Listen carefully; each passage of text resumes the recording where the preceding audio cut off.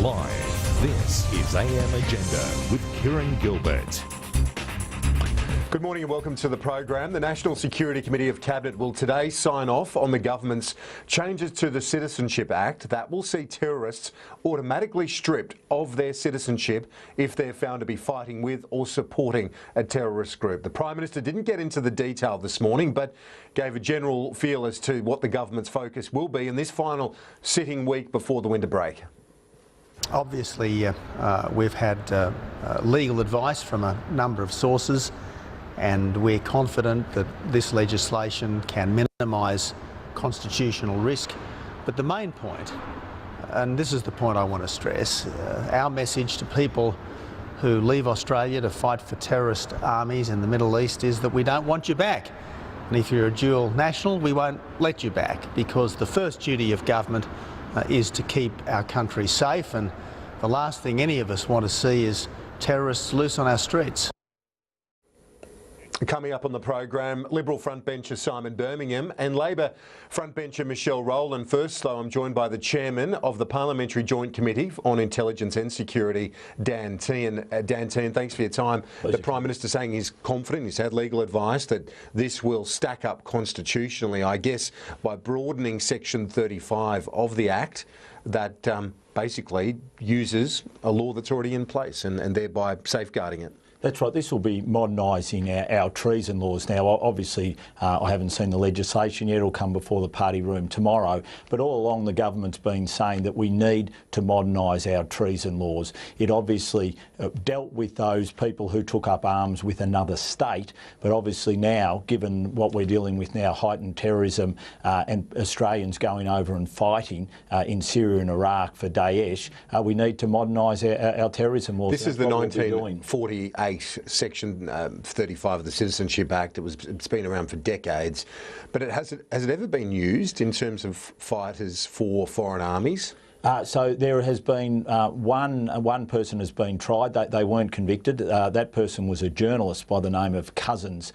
But it's obviously been on the statute books for a long time. It's never been challenged. And the government's view is that we need to modernise our laws to make sure now that we can also deal with those people who take up arms against us with fighting with a terrorist organisation. So, but it hasn't been used successfully. There have been a number of citizenships revoked, but that's always been with a conviction, hasn't it? Well, that's been different, but obviously there has been, there's fraud. If you have fraud, then the minister can act. If you've committed fraud, the minister can act against you.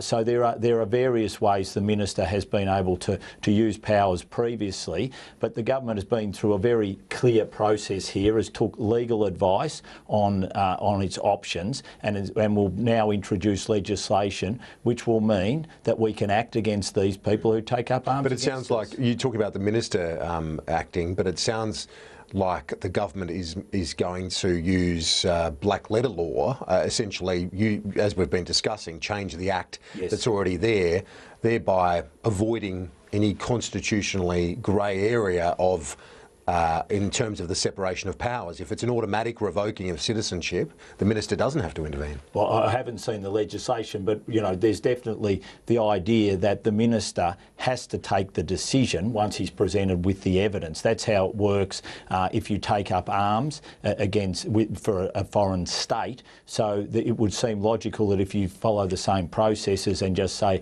OK, let's do it for someone who takes out arms with a terrorist organisation, then that would be following the law as it currently exists. But it's automatic, isn't it? It is automatic. If you, as the individual, take that action, then you are literally revoking your own citizenship. So it's not something that the minister is just confirming. They just sign off on it, basically. That is one of the options. Now, obviously, I haven't seen the legislation, but it would seem to me that this is modernising our treason laws, and that's what the government has said it's wanted to do, really, for about the last 2-3 months. Do you think that this will placate those with concerns within the government ranks, those that were worried about having a challenge down the track that it won't stack up constitutionally, that this, given it's an expansion of laws already in place, that will satisfy the likes of George Braddis and Julie Bishop, Malcolm Turnbull?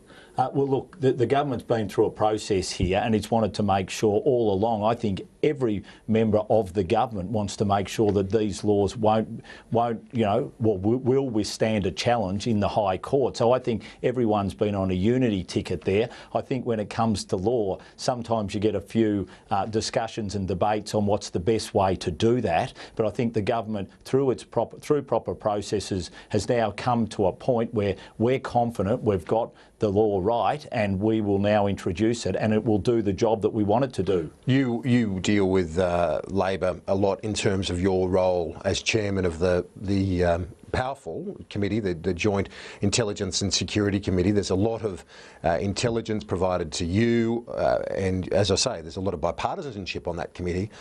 What's your sense as to where Labor's going to fall on this? Will they back it, given there is going to be limited ministerial intervention in terms of what the government's putting forward? Well, I don't know, but I would say there does seem to be a lot of division on the Labor Party side. Obviously, we had Mark Dreyfus on your show, Kieran, saying that he would like to bring them back and try them here.